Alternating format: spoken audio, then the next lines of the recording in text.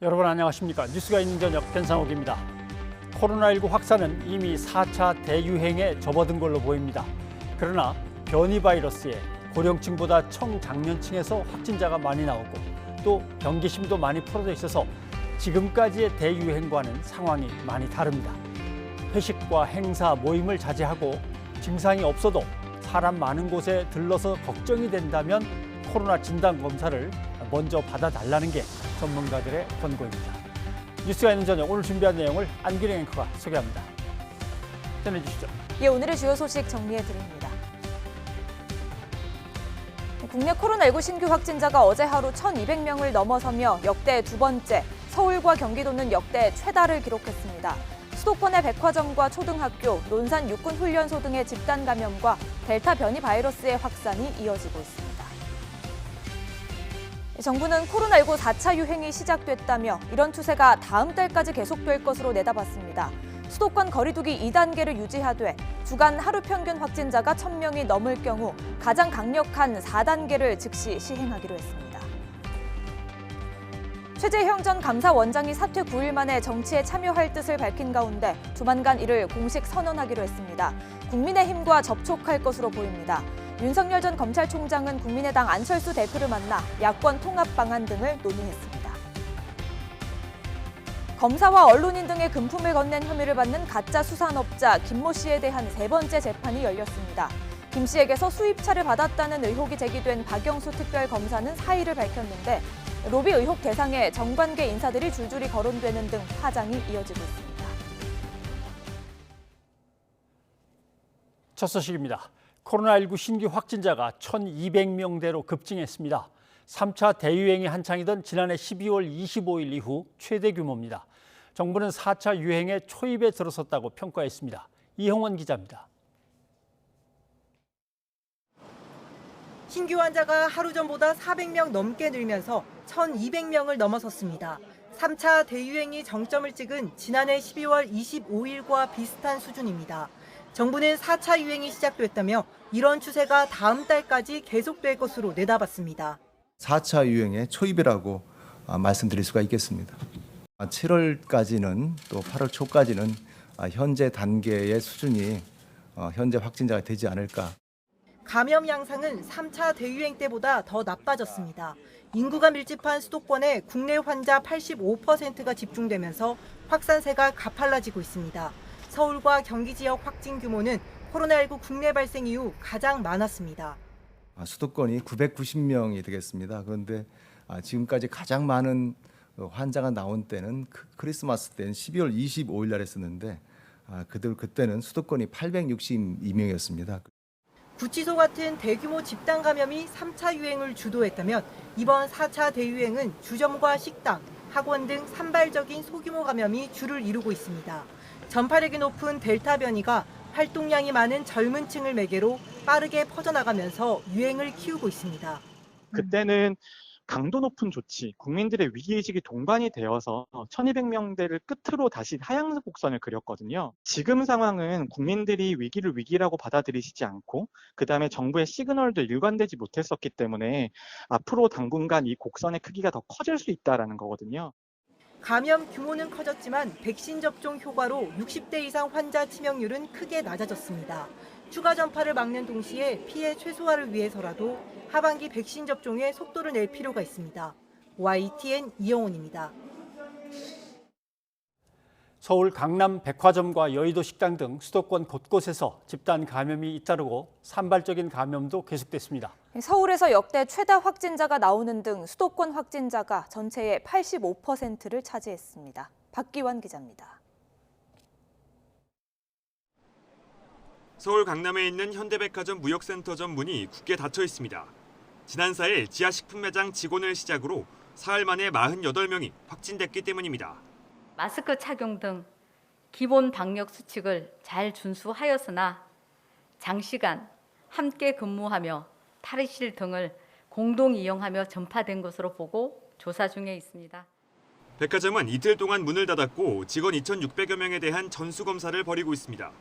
다만 고객들의 경우 방문 기록이 남지 않아 방역당국은 지난달 26일부터 열흘 내 방문자는 반드시 진단검사를 받아달라고 요청했습니다. 되게 많이 줄 서 계시더라고요. 직장 동료분 중에 실제로 검사 받고 음성 나오신 분도 계시고 약간 그런 것들에서 좀 체감이 많이 됐던 것 같아요. 한창 북적거릴 점심시간에 상가 지하 식당이 텅 비어 있습니다. 지난 5일 직원 1명이 확진 판정을 받은 뒤 관련 확진자가 15명으로 늘었기 때문입니다. 코로나 때문에 뉴스에 나왔다고 해서 갑자기 사람이 왕래가 없어요. 지금까지 이런 적이 없었는데 오늘부터 아주 심하네요. 여의도에선 식당과 쇼핑몰에 이어 증권사에서도 확진자가 나왔지만 추가 확산은 아직 드러나지 않았습니다. 자주 갔던 곳들이라 좀 많이 우려가 됐고 그래서 좀 더 돌아다닐 때 좀 더 조심하고 있어요. 조금 더 이제 사람 적을 만한 식당이나 좀 더 열린 공간의 식당들 찾고 있어요. 서울에선 하루 577명이 확진 판정을 받아 역대 최다치를 넘어섰습니다. 또 수도권에서만 전체 확진자의 85%가 나왔는데 지난해 말 역대 최대를 기록했을 때보다 15%포인트 가까이 더 수도권으로 쏠려 있습니다. 정부는 수도권 확산을 억제하기 위해 역학조사 역량을 집중하고 방역수칙 점검도 강화하기로 했습니다. YTN 박견입니다. 이번 코로나19 확산에선 전파력이 강한 델타 변이 바이러스가 위험 요소로 지목되고 있습니다. 특히 활동량이 많은 20, 30대를 중심으로 확산하고 있어 조용한 전파 우려가 커지고 있습니다. 신준명 기자입니다. 지난달 19일 서울 마포구에서 원어민 강사들이 모임을 가지면서 집단 감염이 시작됐습니다. 이들이 방문한 홍대거리 주점 8곳과 경기도, 인천 학원 8곳에서 발생한 관련 누적 확진자는 300여 명. 이 가운데 현재까지 최소 9명이 델타 변이 바이러스에 감염된 것으로 파악됐습니다. 지난달 27일 대전 서구 지역 노래방에서 시작된 40명 규모의 집단 감염에서도 지표 환자인 노래방 종사자에게서 델타 변이 감염이 확인됐습니다. 델타 변이의 경우 기존 변이 3종과 달리 감염 확인에 일주일가량 걸리다 보니 아직 델타 변이로 분류되지 않은 확진자가 더 있을 가능성이 큽니다. 지난해 12월부터 지난 3일까지 델타 변이 누적 확진자는 416명.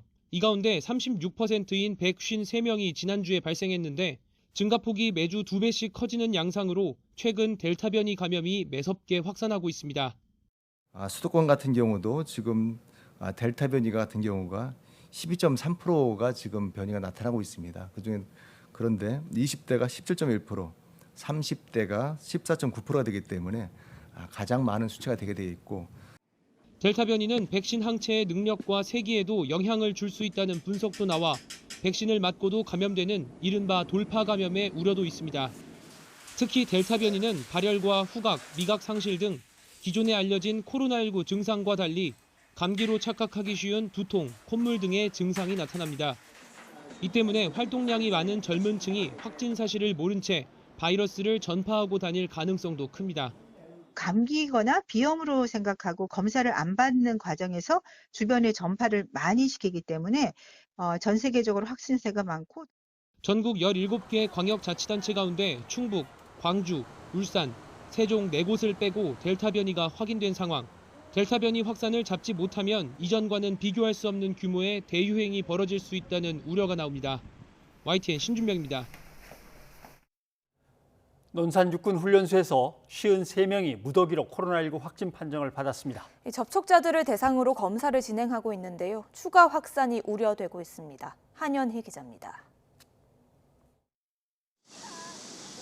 군 최대 신병 훈련 기관인 논산 육군훈련소. 이곳에서 훈련병 50여 명이 무더기로 확진 판정을 받았습니다. 입영 후 2차례 진단검사에서 음성 판정을 받고 2주 의무 격리까지 거친 뒤 정상 훈련을 받은 훈련병에게 증상이 발현돼 검사를 했더니 양성 판정을 받은 겁니다. 같은 부대에서 훈련을 받은 훈련병들도 접촉자 대상 진단검사에서 50명 넘게 확진됐습니다. 또 다른 부대 훈련병 1명은 입영 후 가족이 확진돼 1인 격리 중 확진됐습니다. 정확한 감염원과 감염 경로를 파악하기 위해 부대원들의 이동을 통제한 상태고요. 지자체와 질병관리청 등 관계기관과의 협조하에 심층 역학조사를 진행 중에 있습니다. 입대한 장병들은 이미 50% 이상이 2차 접종까지 마친 만큼 입소할 장병들 역시 우선 접종이 필요하다는 게 전문가 지적인데 정부는 오는 12일부터 입영 예정 장정을 대상으로 예방접종을 실시한다는 계획입니다. 7월 7일 수요일부터 입영 통지서와 신분증을 지참해서 가까운 보건소에서 접종 대상자로 등록해 주시고 입영 예정 장정에 대한 예방접종은 8월 말까지 지속될 예정이며 이런 가운데 육군 3사관학교에서 백신 1차 접종을 마친 생도 약 500명이 마스크를 착용하지 않고 삼겹살 파티를 연 사실이 드러나 논란이 되고 있습니다. 방역 수칙을 위반하지는 않았다는 것이 학교 측 입장이지만 코로나19 확산세가 다시 거세지는 가운데 식탁 한마디까지 제거하고 노마스크로 술을 곁들인 행사를 벌인 것은 부적절하다는 지적이 나옵니다. YTN 한현입니다. 신규 확진자 수가 1,000명을 넘어서면서 선별진료소의 대기 줄도 길어졌습니다. 줄이 500m까지 길어진 곳도 있고 검사량이 급증하며 업무에 차질을 빚기도 했습니다. 엄윤주 기자입니다. 서울 강남구 삼성역에 설치된 선별진료소 앞이 이른 오전부터 발 디딜 틈 없이 북적입니다. 정장을 입은 직장인들의 모습도 눈에 띕니다. 현대백화점 무역센터점에서 집단 감염이 발생하면서 진단검사를 받으려는 인파로 500m가 넘는 대기줄이 형성된 겁니다. 점심시간인데도 진단검사를 받으려는 사람들로 이렇게 대기줄의 끝이 보이지 않을 정도입니다. 확진자가 급증하자 강남구의 경우 검사량도 평소보다 2배 가까이 늘었습니다. 평상시에는 3군데에서 3,000건에서 4,000건. 근데 어제는 저희가 6,300건인가 그래요. 수도권 내 확진자가 속출하다 보니 서울시에서 진행한 하루 검사 건수도 나날이 증가하는 추세입니다. 지난 4일 2만 3천 건이던 게 이틀 만에 2배 넘게 늘었습니다. 몰리는 인파의 거리 두기도 잘 지켜지지 않아 검사를 받으러 왔다가 도리어 감염되는 건 아닌지 걱정해야 할 판입니다. 일단 삼성 직장인들이 다 이쪽으로 몰려 나온 거라서 줄 간격도 원래는 막 2m 지켜야 되는데 2m도 안 지켜지고 기다리는데 시간도 너무 오래 걸려서. 걸리지 않은 사람도 이제 기다리다가 이제 같이 옆에 있던 사람한테도 옮기지 않을까라는 걱정이 좀 많이 됩니다. 서울시는 임시 선별검사소를 추가 설치해 현재 26곳을 51곳까지 늘리기로 했습니다. 또 운영 시간도 평일에는 밤 9시, 주말은 오후 6시까지 연장할 방침입니다. 찾아가는 선별진료소도 운영을 현재 4곳에서 10곳까지 2배 이상 확대합니다. 젊은 층 유동인구가 많은 곳까지 운영을 늘리겠습니다. 방역당국은 활동 반경이 넓은 젊은 층의 경우 증상이 나타날 때 반드시 진단검사를 받아달라고 거듭 당부했습니다. YTN 엄윤주입니다. 수도권이 4차 대유행의 진원지가 되고 있지만 정부는 거리두기 방역 수칙을 강화하지 않고 현 단계를 유지하기로 했습니다. 개편된 거리두기 체계를 적용하면 방역 완화 조치로 오인될 우려가 있기 때문인데요. 정부는 수도권 확산세가 계속될 경우 개편된 체계에서 가장 강력한 4단계를 즉시 적용하기로 했습니다. 보도에 박홍구 기자입니다. 지난 일주간 수도권의 하루 평균 확진자는 636명, 서울은 357명입니다. 새로운 거리두기 체계에서 3단계에 해당하는 수치입니다. 하지만 3단계에서는 실내 체육시설의 운영시간이 24시로 확대되고 운영이 중단됐던 유흥시설도 22시까지 영업할 수 있습니다. 정부는 이 같은 새 거리두기 체계 적용에 따른 방역 완화 조치가 잘못된 신호를 줄 수 있다고 판단해 현 단계를 유지하기로 했습니다. 수도권 3개 지자체와 함께 논의한 결과 현재 개편 도입을 일주일간 유예하기로 그렇게 했습니다. 현재 이행 2단계가 종전의 2단계가 연장되는 거라고 볼 수가 있겠습니다. 이에 따라 새 거리두기 이행은 지난주에 이어 또다시 미뤄지게 됐습니다. 하지만 수도권의 확산세가 계속돼 주간 일평균 확진자가 1,000명을 넘을 경우 새 거리두기 체계 4단계를 즉시 시행하기로 했습니다. 델타 변이와 젊은 층의 무증상 감염 등 현재 감염 양상을 볼 때 확산세는 당분간 이어질 전망입니다. 지금 발표된 델타 변이 바이러스에 차지하는 비율은 일주일 전의 비율이라고 보시면 될 것 같습니다. 그래서 만약 오늘까지의 결과가 다음 주에 나온다면 델타 변이 바이러스가 차지하는 비율이 훨씬 더 높을 것으로 예상이 됩니다. 새 거리두기 4단계가 적용되면 저녁 6시 이후에는 2명까지만 모임이 가능하고 다중이용시설은 22시까지만 영업할 수 있습니다. 클럽과 헌팅포차, 감성주점 등 유흥시설은 영업이 금지됩니다. 정부는 하지만 백신 접종 완료자에 대한 인센티브는 그대로 유지해서 5인 이상 모임 인원 기준에서 제외한다고 밝혔습니다. 정부의 오락가락 방역 정책이 거리두기 완화와 일상 회복을 기대하는 국민에게 실망과 혼선을 안기고 있습니다. YTN 박홍구입니다. 네, 상황이 매우 엄중합니다. 정부는 확산 상황이 잡히지 않으면 가장 강력한 조치를 취할 수 있다 이렇게 밝히기도 했는데요. 최재욱 고려대 의대 예방의학과 교수를 연결해서 현재 상황을 살펴보도록 하겠습니다. 교수님 나와 계시죠? 안녕하십니까? 네, 안녕하세요. 최재욱입니다. 네. 4차 대유행이 시작됐다, 초입에 접어들었다 이런 평가들이 나오는데 교수님이 판단하시기엔 어떻습니까? 네, 맞습니다. 지금 4차 대유행이 지금 본격적으로 시작되는 그런 상황에 놓여 있다고 말씀드릴 수 있고요. 매우 어려운 상황이라는 그런 어려운 점과 또 한편으로 좀 긍정적으로 바라볼 수 있는 지점도 있습니다. 1,212명 오늘 환자, 앞으로 또 계속적으로 내일도 아마 1,000명대가 넘어갈 것 같은데요. 그런 신규 확진자가 증가하는 것은 매우 우려스러운 상황입니다만 다행히 치료 체계의 유지와 또 기존 방역 체계를 잘 가동해서 사망률이 증가하지 않도록 하는 것, 그 부분에 대해서는 그래서 다소 좀 긍정적인 측면도 있습니다. 지금 우리나라의 그 사망률은 월간 사망률로 최근 3개월간에 치면은 월간 사망률이 0.6%, 7%, 4% 이렇게 좀 1% 미만입니다. 예. 그래서 그런 부분들을 잘 유지해 나간다면 또 슬기롭게 헤쳐나갈 수 있는 계기도 마련되지 않을까 싶습니다. 네.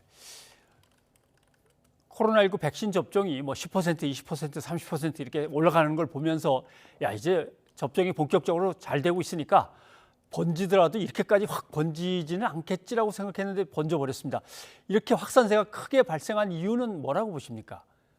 네, 맞습니다. 두 가지 측면에서 좀 바라봐야 될 것 같습니다. 우선 가장 중요한 것은 델타 변이 바이러스라는 감염력이 높은 바이러스가 우리나라의 국내 유입을 좀 적극적으로 차단하지 못했다. 그래서 지역사회에 파졌다라는 이 부분이 뼈아픈 그런 좀 어려웠던 점이 이유고요.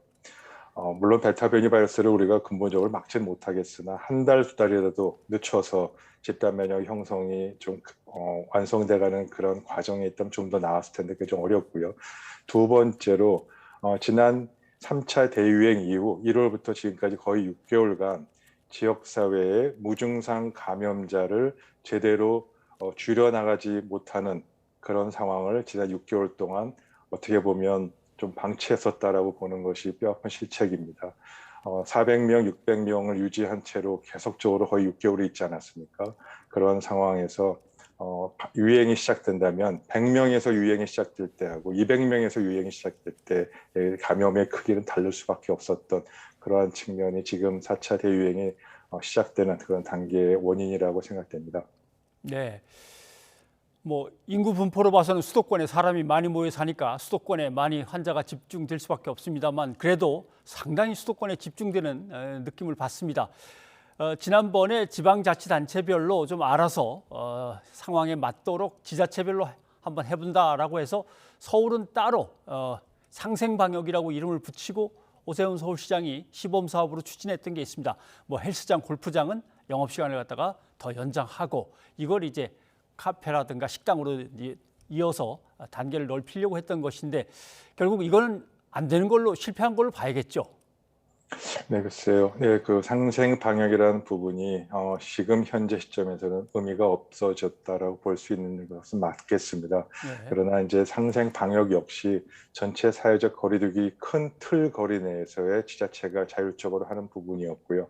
지금 말씀드린 이번 4차 대유행, 서울 수도권에서 확산되고 있는 유행의 근본적인 원인은 아까 말씀드린 대로 지역사회 무증상 감염자를 제대로 관리하지 못하고 어떻게 보면 방치했다라는 그런 원인 한 가지와 델타 변이 바이러스가 유입되지 차단을 못했던 이 부분에 대한 부분은 지자체가 할 수 있는 영역이었냐 아니었냐라는 부분을 관점에서 봤을 때 일정 부분 책임과 또 일정 부분은 어쩔 수 없는 불가피한 측면이 있다는 걸 다 같이 볼 필요가 있다고 보여집니다. 다만 지금 시점에서 상생 방역이라는 측면은 더 이상 유예하지 않고 우선 4차 대유행을 막기 위해서 어떤 부분들이 필요할지에 대해서 최우선의 노력을 원점에서부터 시작돼야 되는 점은 분명합니다.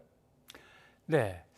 뭐 다급한 마음에 그러면 사회적 거리두기를 빨리 올려서 내일부터라도 틀어 막아야 되는 거 아니냐 뭐 이런 의견도 나옵니다만은 정부는 수도권의 지금 사회적 거리두기 2단계 조치를 일주일 동안 더 연장한다 이렇게 밝혔습니다. 나름대로 뭐 이유가 되는 건지 충분한 조치라고 보시는지요?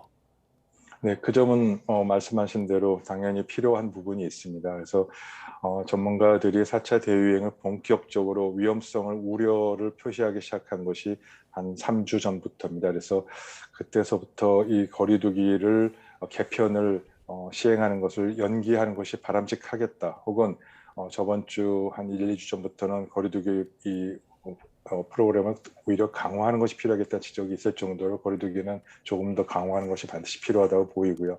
다만 거리두기만으로는 현재의 4차 대유행을 통제가 하기 어렵다는 점도 분명히 인식하는 것이 필요하겠습니다. 지금은 델타 변이 바이러스 그리고 또 지역사회 무증상 감염자가 폭발적으로 증가하고 있다는 이 두 가지 측면만 놓고 볼 때 거리두기만으로 이 전파를 차단하거나 감염을 억누를 수 있는 그런 효과를 보일 수 있겠냐는 관점에서는 좀 매우 어려운 상황이 됐고요. 그래서 거리두기 프로그램을 강화하는 것과 동시에 추가적인 특단의 대책들을 마련하는 것도 고려할 필요가 있습니다. 네. 김부겸 총리는 2, 3일 지나도 상황이 잡히지 않으면 그때는 강력한 단계, 가장 강력한 단계를 검토하겠다 이렇게 밝혔습니다. 가장 강력한 단계면 지금하고 어느 정도 다른 겁니까? 네, 아마 4단계 기준에 현재 해당이 되겠죠. 뭐 말씀하신 대로 지금 사적 모임 기준으로 보면은 4단계면은 16시 이후에는 2명까지, 그 다음에 4명 이 부분은 계속 유지가 되는 거고요. 5명 이제 이상은 이제 사적 모임이 안 되는 거. 행사 집회 금지, 유흥시설과 이런 감성 포차든 주점 이 부분을 전면 금지하는 것, 식당 카페도는 그대로 유지되는 것, 이런 부분들이 4단계 내용이고요. 사실 거기서 더 나가서는 봉쇄밖에 최악의 경우는 그거밖에 없기 때문에 4단계까지 잘 유지하는 부분. 이 지금 최고 강력한 대책이 되겠습니다만 이러한 4단계만으로 저 대책을 한다 해서 지금 유행하는 이 유행을 통제 가능하겠느냐는 부분에서는 그렇지 않을 수도 있겠다라는 점을 반드시 고려해서 거리두기만으로는 한계가 있다. 그 이외에 다른 조치들을 충분히 고려하는 것이 필요하겠다는 점을 다시 한번 강조드리고 싶습니다. 네, 말씀 듣고 보니까 지금 화면에도 잠깐 나왔습니다만은 4단계는 일은 모여서 하지만 일 끝나면 빨리 다 집에 가라 이거군요. 예. 네, 맞습니다. 그러면 뭐 경제적인 타격도 상당히 크겠습니다. 참. 네. 그런데 이제 변이 바이러스가 빨리 퍼진다고 하고 또 돌파 감염 때문에 연구 결과를 보면은 뭐 90% 넘던 어떤 백신의 효과도 변이 바이러스 돌파 감염에서는 한 60%로 내려온다 이런 얘기도 들으니까 이것들은 따로 대책을 좀 마련하고 있는 건지 어떤 뭐 조치가 있어야 될지 그런 게 궁금합니다. 네, 근본적으로는 이런 변이 바이러스가 달라진 유전자 정보에 근거해서 새로운 백신을 업데이트해서 만들면 되겠죠. 그 부분은 지금 진행 중에 있습니다. 다만 예. 제품으로 나오는 그런 시간이 좀 필요한 것을 좀 이해해 주셔야 될 것 같고요. 우선 이 변이 바이러스에 대한 백신의 효과는 두 가지로 나뉩니다. 감염 예방 효과와 위중증으로 가는 것을 막는 예방 효과, 두 가지 측면이 있습니다. 지금 백신 종류별로 특히 이 델타 변이 바이러스에 대한 감염 예방 효과는 매우 떨어지는 것으로, 물론 제품마다 차이가 있습니다만 메신저 RNA 백신 계열 화이자나 모더나들은 90% 감염 예방 효과에서 60%대로, 또 70-80% 효과가 있다고 알려진 아스트라제네카는 60에서 50% 이렇게 많이 낮춰져 있고 그 제품마다 상황이 다릅니다. 예. 그런 면에서 이제 접종 전략을 좀 수정해야 되는 점이 있고요. 다행스러운 점은 감염 예방 효과는 이렇게 차이가 많이 나지만 위중증으로 이렇게 빠지게 되는 그 악화되는 것을 예방하는 위중증 예방 효과는 크게 많이 떨어지지 않고 백신마다 그 부분에서는 그 차이가 크지 않아서 그 점은 매우 다행스럽다. 설사 돌파 감염이 생기고 백신 접종이 감염이 된다 하더라도 감염은 막을 수 없을지 몰라도 효과가 좀 떨어지더라도 위중증으로 가는 것은 어느 정도 통제가 가능하다는 점은 긍정적인 측면도 있습니다. 네. 그렇다면 돌아가시는 분도 줄겠고 또 예전처럼 뭐 병실을 못 찾아서 병원 복도에서 또는 뭐 헤매고 있다 이런 말들은 이제 안 나올 수는 있겠는데 그래도 그런 상황까지는 어떻게든 안 가야 될 텐데 걱정입니다. 네, 최재욱 교수님 오늘 고맙습니다. 여기까지 듣겠습니다. 네, 감사합니다.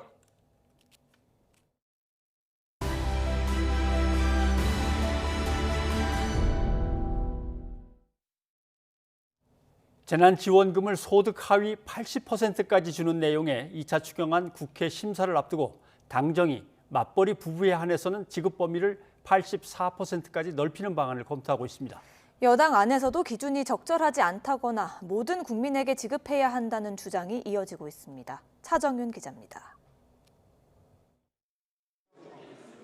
추가 경정 예산과 관련해 사상 처음으로 열린 민주당 정책의원총회. 핵심 논의 대상은 논란이 되는 재난지원금 지급 범위였습니다. 이례적으로 보편지급 쪽 전문가와 선별지급 쪽 전문가를 모두 불러 구체적인 의견을 청취하기도 했습니다. 이후 선별지급은 불필요한 형평성 논란만 일으킬 수 있다며 보편지급을 요구하는 목소리가 이어졌습니다. 피해 보상 이걸 다 넘어서 전체 경기를 살릴 수 있는 기회이다라고 생각해서 전국민 재난지원금이 필요하다 이렇게 주장을 했고요. 저는 다수 의원님들이 전 국민 해야 된다라고 말씀하신 걸로 이해했습니다. 이 같은 형평성 논란에 당정은 맞벌이 부부 역차별 가능성 문제부터 손질하기 위해 나섰습니다. 맞벌이 부부에 한해 기존 소득 하위의 80%에서 최대 84%까지 재난지원금 지급 범위를 확대하는 방안을 검토하고 있습니다. 이 또한 불과 몇 원 차이로 벌어지는 이른바 소득 역전 현상과 지원 기준이 자의적이라는 비판 여론은 여전한 숙제입니다. 대선 주자들의 입장도 여전히 엇갈립니다. 80%와 81%는 차이도 없는데 소득이 역전되게 됩니다.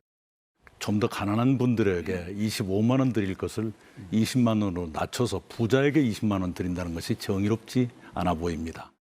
더 필요한 분에게는 더 드리고 그렇지 않은 분에게는 덜 드리거나 안 드릴 수도 있는 게 보편적 복지다. 저는 그렇게 생각합니다. 국회는 내일 국무총리 시정연설을 시작으로 본격적인 추경 심사를 시작해 오는 23일 최종 처리한다는 방침입니다. 민주당이 재난지원금 지급 범위를 조금씩 늘리는 건 결국 선별지급했을 경우 역효과만 일으킬 것이라는 우려 때문으로 보입니다. 당내에서도 전 국민 지급 요구가 계속 이어지고 있지만 실제로 실현될 가능성은 현재로선 크지 않아 보입니다. YTN 차정은입니다. 국민지원금을 소득 하위 80%에 주면 단지 몇 원 차이로 대상에서 제외될 수 있다는 불만 등 형평성 논란이 일고 있습니다. 반면 예외를 두면 공정성을 해친다는 지적도 나오고 있습니다. 여러 목소리를 박희재 기자가 들어봤습니다. 국민지원금의 문제점 하나. 맞벌이 부부인 2인 가구는 외벌이와 비교해 적게 벌어야 지원받을 수 있다는 형평성 문제가 먼저 제기됐습니다.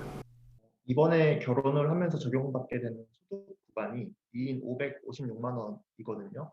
1인당 한 278만 원, 해전 278만 원 수준인데 이 기준을 적용하게 되면 저희 부부는 두 명 다 국민지원금을 받을 수가 없는 상황인데 그러자 정부와 여당은 맞벌이 부부에 한해 소득 하위 최대 84%까지 지원 대상 계층을 늘리는 방안을 검토하겠다고 입장을 바꿨습니다. 하지만 논란은 남았습니다.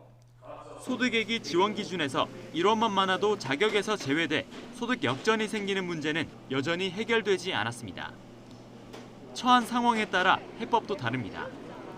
지역별로 생활 물가가 천차만별인 만큼 지원금의 차이를 둬야 한다는 의견부터 원래 본가에는 뭐 25만 원에 30만 원 정도의 집세를 하면 서울에서는 뭐 60, 70, 80 이렇게 가니까 그분들을 조금 더 세분화해서 돈 버는 직장인과 소득 없는 대학생이 왜 같은 액수를 지원받아야 하느냐는 볼멘 소리도 있습니다. 저는 대학생이다 보니까 직장인 분들은 그래도 좀 수입이 있으신데 대학생은 아무래도 이전에 막 코로나 때문에 알바도 찾기가 어려운 것도 있고 25만 원이 큰 돈이 아닐 수 있겠다라는 생각은 좀 들었어요. 반면 예외를 주기 시작하면 오히려 공정성을 해칠 수 있다는 주장도 있습니다. 그러니까 물론 자기가 이걸 못 받게 되면은 물론 아쉽긴 하겠죠. 이 80%에 해당되는 거를 어려운 사람들이라고 이제 국가에서 정한 거잖아요. 공정성과 따졌을 때. 그랬을 때는 내가 못 받는다고 해도 그러면 내가 어렵지 않은 사람이니까 안 받아도 되는구나라고 저는 생각을 하게 될 것 같아요. 코로나19 장기화로 어려움을 겪는 국민에게 도움을 준다는 취지로 준비된 국민지원금이 소득 기준 80%라는 제한 때문에 형평성 논란을 넘어 공정성 문제로까지 비화하고 있습니다. YTN 박희재입니다. 국민의힘 이준석 대표가 당내 대권 주자의 여성가족부 폐지 공약에 힘을 싣자 당내에서도 우려가 쏟아지고 있습니다. 민주당은 20대 남성의 분노를 악용하지 말라며 비판했고 여성가족부도 직접 나서 정면으로 반박했습니다. 이경국 기자입니다. 여성가족부를 없애자는 공약은 국민의힘 대권 주자인 유승민 전 의원과 하태경 의원에게서 나왔습니다. 여기에 이준석 대표까지 힘을 싣고 나서면서 논란은 커졌습니다. 민주당은 여성가족부의 역할을 축소한 건 보수 정권과 보수 야당의 탓이라며 비판에 나섰습니다.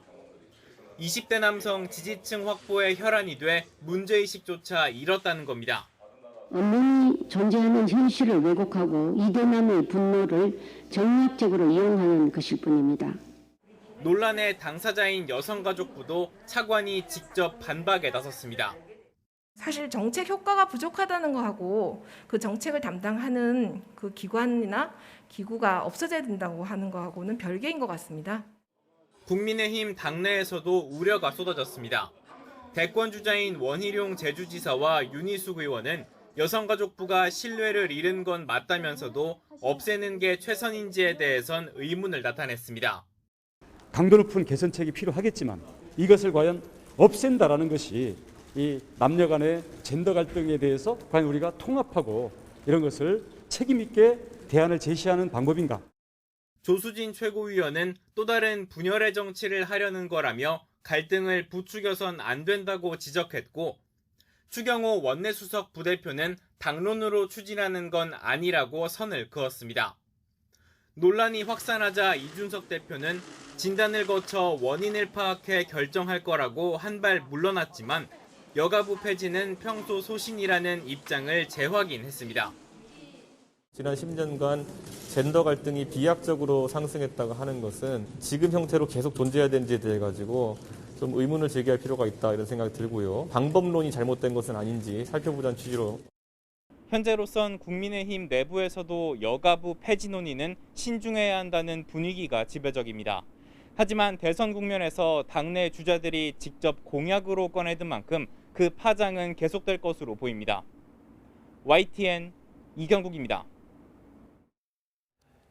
윤석열 전 검찰총장이 국민의당 안철수 대표를 만나 협력 방안 등을 논의했습니다. 최재형 전 감사원장도 사퇴 9일 만에 정치 참여의 뜻을 밝히고 공식 선언 시기를 저울질하고 있습니다. 박서경 기자입니다.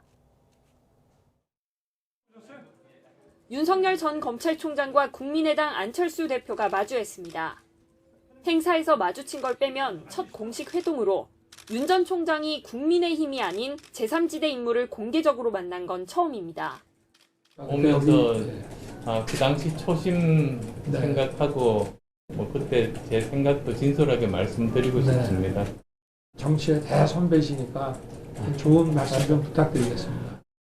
1시간 반 넘는 회동을 통해 두 사람은 정권 교체로 야권 지평을 중도로 확장하고 실용 정치 시대를 열기로 했다고 밝혔습니다. 윤 전 총장은 중도 확장성 부각을, 안 대표는 국민의힘 합당 논의에서의 영향력을 챙겼다는 평가입니다.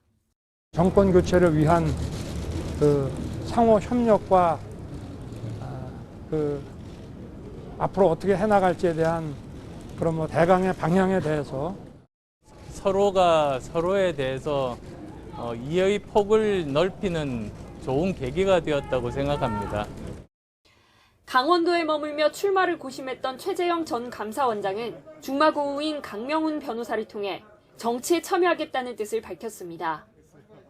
다만 공식 출마 선언은 부친 병환과 콘텐츠 준비에 따라 시기가 다소 유동적일 것으로 보입니다. 국민의힘에서는 원희룡 제주도지사가 현역 국회의원 지지포럼을 창립하며 새 결집에 나섰습니다. 대통령 예비후보 등록이 시작되는 12일 무렵 지사직을 사퇴하고 경선 행보에 돌입할 것으로 보입니다. 당 내에서 당에 앞으로 입당할 사람까지 포함해서 국민의힘에서 가장 좋고 가장 강한 후보를 반드시 만들어야 합니다. 그래야 야권 원팀이 튼튼하게 될 수가 있습니다. 행사에 참석해 원지사에게 힘을 실어준 김종인 전 위원장은 국민의힘 자체 후보를 낼 수 있다는 희망을 가지라며 경쟁력을 키우라는 쓴소리를 했습니다. 대한민국 역사에서 제1야당이 대통령 후보감을 놓고 이렇게 허둥대는 모습을 보이는 것이 처음이 아닌가 생각합니다. 총리의 요인이 뭐였던 것을 좀 냉정하게 분석을 하고 야권 대선 구도가 출렁일 것으로 보이는 가운데 국민의힘이 약속했던 대로 대선 버스를 8월 말 정시에 출발시킬 수 있을지 주목됩니다. YTN 박서경입니다. 어제 대전에서 열린 탈원전 비판 토론회, 윤석열 전 검찰총장이 마스크를 착용하고 있습니다. 마스크에는 원자력, 탄소 중심, 기후 대응이라고 적혀 있는데요. 그런데 탄소 중심이라는 문구가 토론회의 취지와 맞지 않는다는 지적이 제기됐습니다. 해당 토론회는 정부의 탈원전 정책으로 탄소 중립을 이루기 힘들어졌다는 내용을 다루는 자리였기 때문인데요.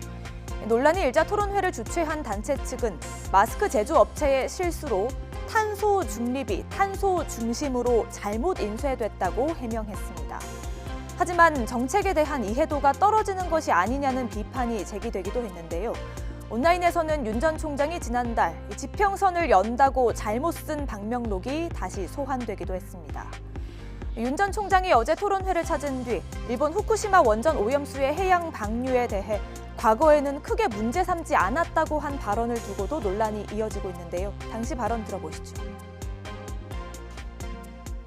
네, 그러나 원전 방류 있잖아요. 한국 정부가 좀 어떻게 대응해야 한다고 생각하세요? 사실은 저 과거에는 또 크게 문제를 안 삼았거든요. 그때 어떤 어떤 정치적인 차원에서 볼 문제가 아니고 일본 정부나 각국들과 협의를 해서 투명하게 사람들이 어떤 의문을 갖지 않도록 그렇게 진행되도록 좀 국제 협력이 이루어져야 된다고 봅니다. 당장 이재명 경기지사는 윤 전 총장을 향해 일본 극우 세력의 주장과 이를 대변하는 일본 정부의 논리와 다르지 않다고 비판했습니다. 다만 이 지사가 이렇게 직접 공세에 나선 것은 민주당 예비 경선 과정에서 집중 견제를 받고 있는 상황과도 관련이 있다는 해석도 나오고 있는데요. 그도 그럴 것이 토론회에서 나온 이 지사의 이른바 바지 발언의 여파가 여전히 이어지고 있습니다. 갑자기 바지를 내리겠다라는 그 표현이 좀 놀랍기도 하고요. 좀 엉뚱하기도 하고요. 부적절했다라고 생각합니다. 좀 사과를 하시면 어떨까요? 오늘 하루 종일 시끌벅적했습니다. 하도 답답해서 한두 번도 아니고 정책 질문하겠습니다. 네. 국민의힘 홍준표 의원 이런 이 지사와 윤 전 총장을 싸잡아 비난했는데요. 이 지사를 겨냥해서는 지난 2008년 가수 나훈아 씨의 기자회견에 빗대 나훈아 씨의 기이한 행동으로 사태를 덮으려는 것은 부적절한 행동이라고 지적했습니다. 윤 전 총장에 대해서는 부인 김건희 씨의 의혹을 꼬집어 줄리 스캔들에 묶여 있다고 주장했는데요. 뉴스가 있는 저녁 취재 결과 현재 김 씨의 논문 논란과 관련해 국민대는 연구윤리위원회를 가동해 조사에 들어간 것으로 확인됐습니다. 김 씨의 박사 논문은 표절 시비와 함께 특허와 아이디어 침해 등의 의혹을 받고 있는데요. 이런 가운데 이재명 지사를 상대로 손해배상 소송을 제기한 배우 김부선 씨는 법원에 이 지사의 신체 감정을 신청했습니다. 뉴스가 있는 저녁 안기령입니다.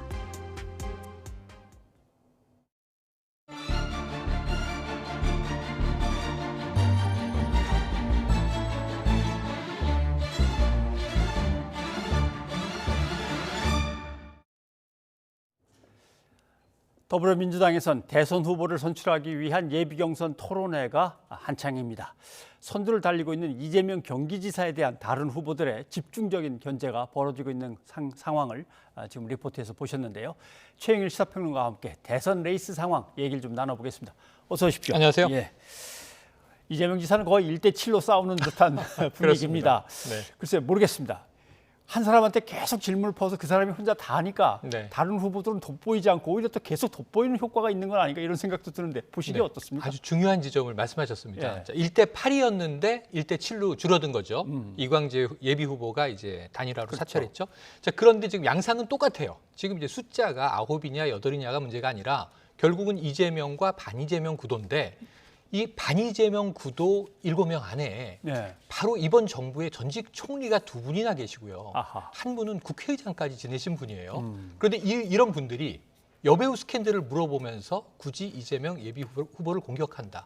제가 보기에는요. 성남시장 이제 경기도지사 현역으로 있는 이재명 예비 후보보다 적어도 이낙연 전 총리, 정세균 전 총리는 국가 경영 전반에 대해서 하실 아젠다가 굉장히 많은 분들입니다. 예. 더 관록 있는 정치인이고요. 그런데 왜 이분들은 자신의 컨텐츠를 이야기하지 않고 이재명의 뭐 크고 작은 흠결들을 이야기하면서 그를 끌어내리려고 하는 것인가? 그러면서 사실은 본인들의 가치를 함께 하향 지금 평준화시키는 양상이 되고 그렇죠. 있거든요. 예. 이게 이번 예비경선 과정의 패착이다. 저는 이재명, 반이재명 구도도 좋은데 문제는 질문과 응답의 생산성이 없음에 대한 국민들의 실망을 어떻게 충족할 건지를 이분들은 지금 매일매일 성찰하셔야 되는데요. 네. 실수가 반복되고 있습니다. 네. 사실 이재명 경기지사도 네. 예전에 대선 이제 출마하겠다고 하고 민주당 경선할 때 문재인 상대 후보를 계속 집요하게 네. 공격한 것이 그랬죠. 지금 뭔가 하나의 어떤 치명적인 결함처럼 이제 남아가지고 핵심 지지층의 지지를 맞습니다. 못 받고 있는 이게 어려움인 건데 맞습니다. 아마 그게 되풀이되는 듯한 느낌도 네. 살짝 들고 그래도 상대 후보가 아무리 그래도 또 대답은 또 느긋하게 포용력 있게 받아주고 네. 그런 모습을 보였어야 되는데 그럼 내가 이 자리에서라도 뭐 해야 된단 말입니까? 네네. 이러면서 그 발언이 또 논란은 됐습니다. 그렇습니다. 이게 뭐 벌써 이틀, 사흘째 문제가 되고 있는데요. 예. 사과를 요구받기도 했고 유감 표명을 했는데 이 답변 자체는 어쩌면 백신을 먼저 맞은 것일 수도 있지만 본선 과정에 가면 야당이 이 문제를 문제 삼는다면 훨씬 더 집요하고 그렇죠. 공격적이고 선정적으로 할 거거든요. 그리고 저런 답변을 그때 했으면요. 성인지 감수성 문제로 금방 불이 붙습니다. 예. 지금 같은 당 내의 후보들이기 때문에 지금 유일한 여성 후보인 추미애 예비 후보가 상당히 점잖게 이야기를 하잖아요. 네. 그러니까 저게 이재명과 공동전선을 펴다가 왜 공격을 하지 이런 얘기들을 언론이 하시는데 잘 보시면 도와주는 겁니다. 여성 후보로서 저렇게 점잖게 그렇죠. 사과하시는 게 옳지 않겠습니까? 이게 여야의 본선 구도였으면요. 정말 아차하는 순간 치명적이 될 수도 있다. 이런 측면에서는 이재명 예비 후보가 저 아까 백신이라는 표현을 썼습니다만 이런 문제에 대한 대응을 지금 나머지 전반적인 문제는 부자 몸조심이에요. 예. 박영진 후보가 자 사이다 발언 어디 갔느냐 무뎌졌다 이렇게 공격할 정도로 지금 상당히 조심스러운 답변을 하는데 저런 대목에서 지엽적인 대목에서 울컥하거나 감정이 터져나와 버리면 상당히 불안감을 노출할 수 있는데 자, 이 부분은 앞으로 수습하고 시정해야 할 문제로 보여집니다. 예. 그 점 날카롭게 지금 지적을 해주신 것 같아요. 추미애 후보가 네. 그렇다고 바지 이렇게 운운하면서 네. 그 자리에서 그러시면 안 되죠. 그렇죠. 라고 하니까 또 이재명 지사가 아유 하도 그러길래 죄송합니다. 그렇죠. 그러니까 사과를 하라고 기회를 슬쩍 열어주기도 네네, 하고. 자락을 깔아준 셈이고요. 또 너무 추 후보 점잖게 입장에서는 얘기했죠. 사과를 받아내는 자기의 솜씨를 또 보이기도 하고 네. 그런 것 같습니다. 그러니까 이제 사람들이 명추 연대냐 아니면 재미연대. 재미 연대냐 네. 이재명 추미애 재미 연대냐 이런 얘기를 꺼내는 것 같은데 그 장면들 한번 좀 네, 잠깐 보고 볼까요? 올까요? 예. 기본소득을 꾸준히 항구적으로 줄 수가 없다라는 것 때문에 반대한다라는 건 대단히 단견이라고 봅니다. 거짓말쟁이다, 말바꿨다 이렇게 날선 비판을 하는 것은 또 민주당 지지자들이 보기에 대단히 좀 유감이지 않을까 그런 표현은 우리끼리 좀 삼가해 주십사 하는 거고요. 박용진 후보께서 윤석열을 가지고 와서 우리 이재명 후보가 이렇게 하는 것은 조금 과하다. 그 표현이 좀 놀랍기도 하고요. 좀 엉뚱하기도 하고요. 부적절했다라고 생각합니다. 좀 사과를 하시면 어떨까요? 하도 답답해서 한두 번도 아니고 근거도 없는 일을 우리 그 해서 토론의 품격을 떨어뜨리니까 네, 네, 네. 네, 그 정도 그래서, 하시고요. 그다음에 이제 정책 질문 유감스럽게 하겠습니다. 생각합니다. 네. 자, 그런데 저 사람들도 그러면 두 후보가 뭐 연대하면서 또 단일화 하는 거 아니야? 이런 얘기 네네. 나왔는데 둘 다 그런 일은 없다고 못을 박는 것 같습니다. 네네, 오히려 이재명 지사가 예. 결국 지금 예비 경선 또 컷오프 이후에 경선 그리고 이제 본선 주자가 9월에 결정이 될 텐데요. 이 과정 자체가 단일화를 향해 가는 과정 아니냐. 예. 탈락을 했던 지금을 공격을 하던 지금 공격하는 상대 후보도 결국 본선 주자 한 명으로 결정되면 다 힘을 합치게 될 테니 예. 특별히 추미애 후보와 연대하는 것은 아니다라는 취지의 발언을 했어요. 하긴 했는데 그럼에도 불구하고 지금 저는 추미애 후보가 오히려 이재명 반이재명 이 전선을 예. 경계선에서 예. 매우 잘 활용하고 있다. 아하. 오히려 법무부 장관 때 그냥 이분법 구도로 윤석열 당시 총장과 격돌하는 이른바 뭐 추윤 갈등이라고 이야기했던 때에 비하면 지금 여러 명의 후보 가운데서는 정치인 추미애의 노하우 혹은 정치력이 상당히 잘 발휘되고 있고요. 지금 보시면은 굉장히 감정 조절을 잘하면서 네.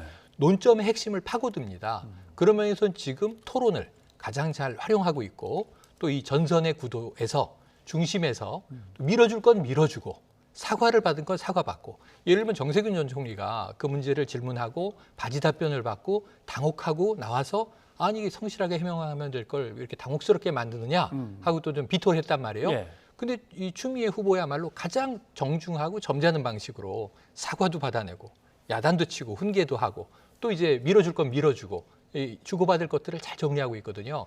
이런 면에서 지금 추미애 후보가 예비 경선 과정에서는 가장 좀 차별화 전략을 잘 시도하면서 차별화, 예. 돋보이는 후보로 구상하고 있다 이렇게 볼 수 그러고 있겠습니다. 보니까 또 강한 면을 보여야 될 때는 보입니다. 그게 이제 예를 들면 조국 전 법무부 장관에 네. 관한 얘기 같은데 그래서 뭐 물론 소신인 것 같긴 합니다만 전략이기도 한 것 같기도 보이고 섞여 있죠. 아니 그 치열하고 그냥 피비린내 나는 그 싸움터에서 다 뒤로 네, 빠져 네. 있었는데 이제 와서 조국자를 입에 올리지 말라 네. 이렇게 나오네요. 자, 예. 조국 전 장관 얘기와 더불어서 사실 박용진 후보가 이렇게 이제 이재명 후보를 공격하죠. 윤석열 전 총장은 말을 바꾼 적이 없다. 말을 안 한 게 문제지 했던 말을 바꾼 적은 없는데 그 흉볼 거 없지 않느냐. 예. 이재명 지사는 기본소득 공약 바꾸지 않았느냐라는 공격을 하니까 거기에 대해서 추미애 후보 답변이 이게 명답이에요. 윤석열 전 총장이 말 바꾸기를 얼마나 했는데 내가 그걸 다 알고 있는데 예. 지금 이게 이재명 후보에 대한 공격이 아니라 윤석열 전 총장, 지금 야권 유력 주자잖아요. 거기에 대한 보호가 돼버린 거예요. 비호가 돼버린 거예요. 왜냐하면 이제 국정감사장에서 자 검사가 술접대 받았는데 어떻게 생각하느냐. 난 몰랐다. 그런 일이 있다면 대국민 사과하겠다. 이런 이야기를 했는데 지금 대국민 사과가 없단 말이에요. 총장 재직 시절이나 지금이나. 그래서 윤 전 총장에 대해서는 여권 지지층들은 상당히 좀 이제 이런 문제들에 대한 문제의식이 강한데 박용진 후보가 그 부분을 간과했는지 일부러 그걸 단순화했는지 모르겠습니다만 그 질문에 대해서 역공을 편 게 이재명 후보가 아니라 추미애 후보다. 이런 점에서는 물고 물리는 재미가 있습니다만 추미애 후보가 굉장히 아까 말씀드린 대로 논점을 짚으면서 자신의 피아, 적과 동지를 굉장히 잘 구분하는 전략을 쓰고 있습니다. 박용진 후보가 조금 위태로웠긴 네. 했습니다. 왜냐하면 지금 대권 후보들끼리 경쟁 붙은 게 아니라 민주당 내의 경선 후보들끼리이기 그렇습니다. 때문에 민주당의 정체성이라든가 민주당 지지자들의 어떤 그 민심 이거는 읽어야 되는데 네. 거기 윤석열 전 검찰총장을 확 끌어들여 가지고 이재명 지사를 이제 비판한 거에 대해서는 야 이거 좀 위험하긴 하다라는 생각을 했는데 네. 얘기를 하시는군요. 그나저나 이낙연 후보는 후원금 모금이 상당히 잘 됐다 그러고 그렇습니다. 네. 뭐 조금씩 모았는데 이재명 지사는 의외로 별로 없다는 얘기를 듣습니다. 네네네. 아마 좀 늦게 시작했다. 후발로 시작했다. 아마 이재명 후보도 뭐 모이면 상당히 모이면서 최종적으로는 어떻게 될지 뭐 모르겠습니다만 지금 일단은 이낙연 후보가 워낙 앞서가는 후원금 규모인 것 같아요. 그리고 나서 이제 정세균 전 총리나 일단은 정치를 오래 한 분들은 네트워크가 많기 때문에 사실은 여러 명을 지지하더라도 그렇게 갈 수 있는데 제가 보기엔 이재명 후보는 현직 지자체장, 광역지자체장이기 때문에 후원금에 대해서는 조금 느리게 신중하게 드라이브를 거는 것 같습니다. 자 그리고 야권으로 넘어간다면 오늘 윤석열 전 검찰총장, 네. 국민의당 안철수 대표가 만났습니다. 그렇습니다. 이거 어떻게 보면 상당히 이슈가 될 만한 네네. 만남인데 한번 잠깐 들어보시죠. 기본적으로 확실한 그 정권 교체의 필요성과 또 정권 교체를 위한 그 상호 협력과 그 앞으로 어떻게 해나갈지에 대한 그런 뭐 대강의 방향에 대해서 오늘 얘기들을 많이 나눴습니다. 좀 더 정권 교체에 한 걸음 더 가까이 다가가게 했다는 그런 측면에서 보면 서로 간에 공통점이 있겠다. 그런 이야기를 처음에 나눴습니다. 한 사람은 개인이고 한 사람은 당대표이긴 합니다만 네. 어쨌든 둘이 단일화를 해서 네. 국민의힘 쪽에다가 우리가 한 팀이요, 이제 원팀인데 우리를 어떻게 하시겠소라고 딜을 하면 볼만할 것 같긴 한데 네. 단일화가 될까요? 바로 그 임팩트가 있지 않을까 기대했는데 오늘 너무 원론적인 얘기를 하고 끝나서 이게 상견례 자리 정도구나. 그럼 앞으로 뭔가 단계적으로 진행이 될까? 이게 너무 어렵게 보여요. 왜냐하면 안철수 대표는요, 국민의힘과 어떤 약속을 하고 있습니까? 합당한다. 이거 파기된 바 없잖아요. 그럼 국민의힘과 합당할 당이잖아요. 그럼 윤석열 전 총장은 입당한다고 공식 선언한 바 없지만 지금 여러 가지 흐름은 입당하는 쪽으로 더 이상 이제 삼지대 정치 세력화, 독자 신당 창당은 없던 이야기로 흘러가고 있단 말이에요. 그럼 지금 합당할 사람과 입당할 사람이 만났는데 국민의힘에 아직 들어가지 않은 외연 밖에 나름 유력 인사 둘이 만났는데 임팩트를 있는 선언을 하면서 국민의힘의 중심을 흔들 수 있는 이야기가 전혀 나오지 못했다. 그렇다면 앞으로 뭐 서로 이해하게 됐다. 뭐 만났으니까 이해해야겠고요. 뭔가 이제 정권 교체를 위해서 함께 힘을 합치자는 얘기는 야권 인사라면 누구나 만나면 할 수 있는 얘기고요. 이런 원론적인 얘기를 각각 나와서 하면서 좋은 만남이었을 순 있으나 앞으로 이 두 사람의 연대에서 뭔가 새로운 시너지를 통한 야권에 좀 돌풍이 일어나겠구나 하는 것을 기대하기에는 너무나 미미해서 그러면 한 사람이 더해지면 돌풍이 되겠습니까? 최재형 전 감사원장이 이제 대기하고 있는데 그렇습니다. 오늘 분명히 정치를 하겠다고 했습니다. 그러나 그렇습니다. 이제 아마 듣기로는 집안 어른이 위중하신 것 상황이라고 같아서 하죠. 조금 늦춰질 수도 있겠습니다만은 만약에 뛰어들어서 이 사람들과 함께 한다면 어느 정도의 그 파장일까요? 그 이제 3명 플러스 예를 뭐 김종인 전 국민의힘 비대위원장 정도가 자 우리는 무조건 입당하지 않고 우선은 우리의 컨텐츠, 이 국가 비전을 가지고 이 중도를 이 중심으로 해서 좌우로 이제 범행을 확장하는 전략으로 과거에 빅텐트라고 얘기했었죠. 이것을 시도하면서 야권 통합을 이뤄나가겠다라고 하면 하나의 세력화가 가능한데 지금 개인들은 파편화돼 있는데 세력화되지는 못하고 오히려 이준석 대표의 국민의힘의 이 구심력에 사실은 천천히 끌려가는 입장이거든요. 근데 조금 느리게 끌려가려고 힘을 쓰고 있는 상황이죠. 혹은 본인의 이제 몸값을 높이기 위한 딜의 시간을 갖거나. 근데 문제는 지금 이준석 대표 단호하지 않습니까? 아니 8월에 들어와서 뭐 자신의 가치를 입증 못할 사람이 9월, 10월 한두 달 시간 주면 입증한다는 개연성이 있겠는가? 이렇게 보면 제가 보기에는 딜을 지금 오히려 잘하는 쪽은 국민의힘 쪽이고 지금 이분들은 밖에서 뭔가 모색은 하는데 힘을 좀 못 쓰고 있는 거 아닌가. 그래서 한번 3명이 3자 회동이 된다면 뭔가 판을 흔들 수 있는 이야기는 나와야 됩니다. 말씀하신 그 이름들 중에서 김종인 전 비대위원장. 야, 제1야당이 후보 하나 정하는데 이렇게 사람이 없어갖고 쩔쩔매고 허둥대냐. 맞습니다.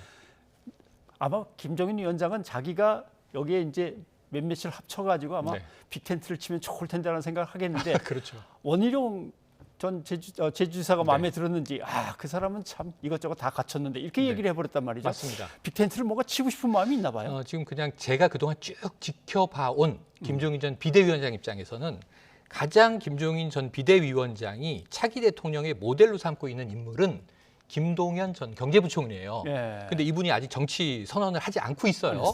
지금 봉사활동하고 계시죠. 그래서 최근에 이분을 윤석열 총장을 좀 깎아내리면서 김동연 전 부총리를 슬쩍 올렸던 일도 있습니다. 그런데 오늘은 원희룡 제주지사는 강하게 지금 뭐 대권 의지를 표방하고 있는데 사실은 준비된 정치인이 맞죠. 야권에서는. 문제는 지지율이 안 나온다는 게 문제죠. 그래서 인물은 괜찮고 컨텐츠도 준비돼 있다. 지지율은 낮지만 그래서 하나의 모델로 이런 사례가 국민의힘 내에서는 차라리 대권 후보가 된다면 옳은 것 같고 그 외에 지금 또 윤석열 총장에 대해서는 좀 거리 두기가 시작됐습니다. 왠지 아닌 쪽으로 지금 약간 부정적인 쪽으로 흘러가고 있고요. 이외에 최재형 전 원장에 대해서는 좀 평가가 괜찮거든요. 만나고 나서 이게 네거티브로 갈지 파지티브로 갈지 또 이 킹메이커의 김종인 전 비대위원장의 입장이 나오지 않을까 아마 싶습니다. 김종인 전 비대위원장이 마음속에 품고 있는 사람들 다 모아서 하나로 뭉치게 한다면 그것도 뭐 대단히 흥미로운 일이 되겠습니다. 근데 지켜봐야겠죠. 이상적인 얘기고요. 최영일 평론가 여기까지 듣겠습니다. 고맙습니다. 고맙습니다.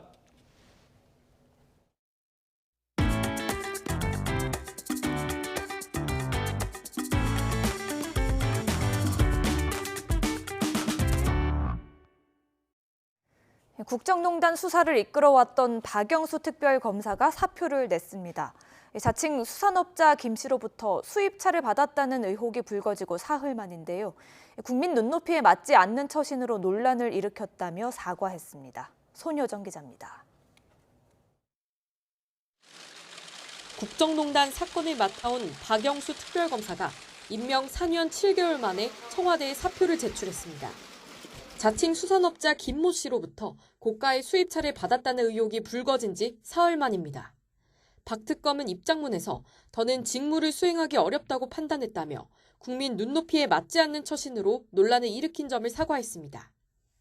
수산업자 김 씨의 실체를 파악하지 못한 채 청탁금지법으로 입건된 이모 부장검사에게 김 씨를 소개해준 부분에 대해서는 도의적 책임을 통감한다고 밝혔습니다. 다만 자신을 둘러싼 의혹 가운데 사실과 다른 보도 내용에 대해서는 차후 해명하겠다고 선을 그었습니다. 박 특검이 사표를 내면서 특검법상 독자적으로 재판 등을 진행할 수 없는 특별검사보 2명도 사의를 표했습니다. 박 특검은 지난 2016년 11월 국정농단 의혹 사건 특별검사 임명돼 30명을 재판에 넘겼고 박근혜 전 대통령 구속과 실형 선고를 이끌어냈습니다. 하지만 최근 검사와 경찰, 전현직 언론인에게 금품을 건넸다고 알려진 자칭 수산업자 김 씨에게 박 특검도 포르쉐를 받았다는 의혹이 불거졌습니다. 박 특검은 김 씨와 두세 차례 식사한 건 맞지만 차량은 무상으로 받은 게 아니라 렌트비 250만 원을 줬다고 해명했지만 이미 특검에 대한 신뢰는 크게 흔들렸습니다. 박 특검이 사의를 표하면서 특검팀의 국정농단 사건 처리도 영향을 받을 것으로 보입니다. 현재 박 특검팀에는 이른바 문학의 블랙리스트 사건 파기환송심과 국민연금의 삼성물산 합병 찬성 관련 직권남용 배임 사건 상고심이 남아 있습니다. 국정농단 특검법에 따라 특검은 정당한 사유가 있을 때 대통령에게 사퇴서를 제출할 수 있고 대통령은 바로 국회에 통보한 뒤 임명 절차에 따라 후임 검사를 임명해야 합니다.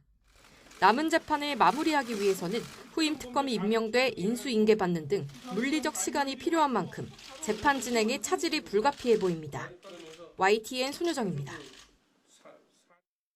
서울대 기숙사 청소 노동자가 휴게실에서 숨진 채 발견됐습니다. 유족과 노조 측은 관리자의 갑질과 과로가 사망의 원인이라고 주장했습니다. 정현우 기자입니다. 지난달 27일 새벽 서울대 기숙사 휴게실에서 50대 청소 노동자 이모 씨가 숨진 채 발견됐습니다.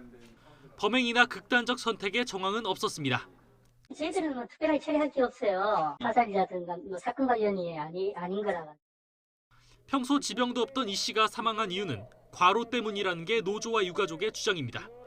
코로나19로 배달 음식 쓰레기까지 늘었지만 이 씨는 승강기가 없는 4층짜리 기숙사를 홀로 청소했다는 겁니다. 네, 한 명씩 하는 거예요. 대단히 한 사람들은 다 힘들다 그러더라고요. 크니까는. 층마다 쓰레기를 모아 100리터짜리 봉투를 매일 6, 7개씩 채워 옮겼습니다. 숨진 이 씨는 건물 1층까지 봉투를 들고 내려와 50m 넘게 떨어진 쓰레기 분리수거장까지 옮겨야 했습니다. 청소 노동자들을 더 힘들게 했다는 건 한 달 전 부임해온 관리팀장의 갑질 의혹. 기숙사 이름을 한문이나 영어로 적게 하고 건물 준공 연도까지 묻는 시험을 보게 해 점수가 낮으면 공개했다고 합니다. 매주 회의를 열고 정장을 차려입지 않거나 수첩 등 준비물을 빼먹으면 인사고과에 반영하겠다고 엄포를 놓은 것으로 전해졌습니다. 동료 한 분은 점수가 공개되어 동료들 앞에서 창피를 당했습니다. 저희한테 자괴감을 느끼게 하는 팀장님과 계속 일을 해야 합니까? 기숙사 측은 본인이 일하는 공간을 제대로 알게 하기 위한 시험이었다고 해명했습니다. 인사평가 반영은 전혀 없었다고 반박했습니다. 단순히 청소하고 그냥 그 임금 받고 끝나는 게 아니고 우리가 본인이 일하는 일터가 어떤 데인지를 조금 알았으면 좋겠다는 차원에서 그 시험을 기록에 남겨가지고 시험 결과 보고 받은 적도 없습니다. 노조와 유가족은 공식 사과와 과로사 진상규명을 촉구하는 탄원서를 학교 측에 제출했습니다. 또 산재 신청을 위해 숨진 이 씨의 평소 업무량을 추산할 수 있는 자료를 요구하기로 했습니다. YTN 정윤우입니다. 경기 김포시의 냉동 창고에서 암모니아 가스가 누출됐습니다. 인명피해는 없었지만 인근 학교의 등교 수업이 중단되는 등 한때 비상이 걸렸습니다. 김철희 기자입니다. 냉동창고 건물 밖으로 흰 연기가 뿜어져 나옵니다. 건물 주변엔 주황색 통제선이 쳐져 있습니다. 경기 김포시 대곤면 냉동창고에서 냉매로 쓰던 암모니아 가스가 누출됐다는 신고가 접수된 건 새벽 4시 50분쯤. 암모니아 가스가 다량으로 누출됐다. 사람들은 대피했다. 누출량을 알 수 없다. 이런 내용으로 신고 들어왔어요. 출동한 소방대원들은 냉동창고 2층 밸브에서 암모니아 가스가 새어나오는 것을 발견하고 즉각 조치에 나섰습니다. 특수구조대까지 투입해 가스가 나오는 구멍을 막았고 지상 2층 규모 창고에 가득 찬 암모니아 가스를 밖으로 빼내는 데 주력했습니다. 다행히 인명피해는 발생하지 않았습니다. 암모니아 냄새를 맡은 공장 노동자 2명이 긴급히 밖으로 대피해 다친 사람은 없었습니다. 하지만 4톤가량 암모니아가 이미 공장 밖으로 빠져나간 상황. 고농도의 암모니아가 기체에 노출되면 폐 손상과 함께 사망에 이를 수도 있는 만큼 김포시는 비상 대응에 나섰습니다. 인근 마을 3곳 주민들에게 외부 출입을 자제하라는 안내방송을 내보냈고 암모니아 가스가 누출됐다는 내용이었었고요. 또 무슨 사고가 있나 그렇게만. 사고 현장 일대 출입은 통제했습니다. 집 안에 들어가 있으라고 그래. 그래서 이제 그러니까 좀 겁이 났지. 초원지름 여기 다 가깝거든. 그럼 바람에 뭐 어디는 못 가요? 또 혹시 모를 피해에 대비해 주변 초등학교와 유치원의 등교 수업도 전면 중단시켰습니다. 500m까지는 좀 위험하지만 본교가 한 750m 정도 된다고 해요. 그래도 750m까지도 애들 안전을 위해서는 학교를 오늘 하루 쉬는 게 좋겠다. 그래서 원격으로 전환하게 됐습니다. 새벽부터 이어진 통제는 주민들 이동이 가능할 정도로 상황이 안정된 오전 9시 반이 넘어서야 풀렸습니다. 소방당국은 사고 지점 주변의 암모니아 농도가 완전히 떨어질 때까지 희석 작업을 계속한다는 방침입니다. YTN 김철입니다. 네, 보십시오. 문 대통령이 정치적인 중립을 지키라고 했대. 크크크. 어떻게 이런 게 기사 제목이 될까요? 야단 맞더니 얼른 고쳤습니다. 언론에서 요새 이런 사고는 숱하게 터져 나옵니다. 또 보시죠. 예, 조선일보는 벌써 그림을 잘못 썼다가 연거푸 사죄를 하기도 했습니다. 기자가 쓴 기사를 살펴보고 내보내도 좋아 이렇게 승인하는 책임자가 있을 건데 그 책임자 데스크는 도대체 뭘 하고 있었던 걸까? 이런 질문들을 많이 합니다. 이런 데스크도 또 있습니다. 제가 발음하기가 좀 그렇습니다만 아무튼 욕을 제목에다 딱 갖다 붙이고 이게 다 중국 고사성어에 나오는 말이야 라고 했다가 다음날 바로 팩트체크해서 야단 맞습니다. 독자들을 유인해서 끌어들이려는 목적으로 자극적인 제목, 선정적인 내용을 담는데 기자도 그러는데 사실 데스크도 감독은커녕 마찬가지임을 보여주는 예가 되겠습니다. 보다 못해서 기자협회가 나섰습니다. 예, 빨리 써라, 많이 써라, 그런데 더 자극적으로 써라. 이래갖고서 어떻게 좋은 기사가 나오겠나라고 하는 겁니다. 데이터베이스 관리, 사진이나 그림이나 동영상이면 이건 어디에다 쓰는 거다, 어디에다 쓰면 안 된다, 유료다, 무료다 다 꼼꼼하게 거기에 설명을 붙여갖고 보관을 해야 되는데 그 시스템도 안 돼 있는 거고요. 휴일날은 또 더더군다나 지켜보는 사람이 없는 거죠. 일러스트 사고를 예로 들었습니다마는 최근 언론사들이 벌여온 허황된 기사 생산, 무책임한 데스킹 시스템을 지적하고 있는 겁니다. 그런데 데스크가 자리를 지켜도 시스템이 개혁되고 인적 쇄신이 이루어지지 않고서는 거기서 거길 수밖에 없습니다. 보십시오. 데스크가 앉아있다 하더라도 성인지 감수성, 젠더 감수성 이런 것들이 부족하고 소수자에 대한 감수성 이런 게 부족하면 마찬가지입니다. 또 비유, 풍자, 조롱, 새로운 트렌드에 대해서 나이 많은 데스크가 따라가기 어렵습니다. 어떤 모양이면 이게 일배를 상징하는 건지, 어떤 모양이면 여성 혐오인지, 어떤 모양이면 남성 혐오인지 이런 것들 나이 든 사람들이 쫓아가는 게 참 힘듭니다. 디지털 환경에서 출고, 유통 구조는 엄청나게 복잡해졌습니다. 유튜브의 포털에 거기에다가 다시 페이스북에 기타 등등 이걸 다 이해하고 언론사의 조직을 맞추고 언론인들을 뽑고 교육시켜야 되는데 못하고 있는 거죠. 우리 언론은 디지털 시대에 발맞춘 기본적인 지식과 소양을 갖추지 못한 채로 그냥 작업을 계속하고 있는 겁니다. 자, 우선 데스킹만 따지고 본다면 한 사람 갖고는 안 됩니다. 여러 명이 같이 해야 됩니다. 여러 명이 하는데 남녀, 그다음에 40대, 50대, 30대, 20대 골고루 있어야 됩니다. 그다음 거기에는 디지털 전문가, 윤리 전문가, 법률 전문가, 여러 분야의 전문가가 함께 달라붙어야 됩니다. 그런데 사람이 없어서 이거는 비겁한 변명입니다. 변상욱의 앵커 리포트였습니다. 시청취자 여러분의 의견 소개해드립니다. 네, 대선 후보를 뽑기 위해서 지금 각 당마다, 진영마다 치열하게 일이 벌어지고 있는데 0815님, 정권 교체나 정권의 재창출이 중요한 게 아닙니다. 나라를 올바르게 이끌 지도자가 필요합니다 하셨습니다. 예, 그리고 코로나 확산세가 거셉니다. 9330님, 혼란스러운 방역 정책과 느슨한 시민의식 그리고 수칙을 무시한 여러 행동들이 이런 확산을 부른 것 같습니다 하셨습니다. 네, 7511님도 방역만큼은 모두 전문가의 의견을 꼭 따라가야 합니다. 여행도 또 일부 마스크 벗는 것도 아직은 시기상조 같습니다 하셨습니다. 예, 여기까지 여러분의 의견 소개해드렸습니다. 서울의 한 공원에서 갑자기 심장마비로 쓰러진 시민을 지나가던 다른 시민이 심폐소생술로 살려냈습니다. 알고 보니 그분도 119 구급 대원이었습니다. 대단하다, 고맙습니다로 끝낼 게 아니라 우리도 공원이나 지하철역에 가게 되면 어디에 그런 도구들이 있는지, 사용법은 뭔지 좀 살펴보고 읽어보고 해야겠습니다. 주인공을 만나보시죠. 저희는 내일 다시 찾아뵙겠습니다. 여러분 고맙습니다.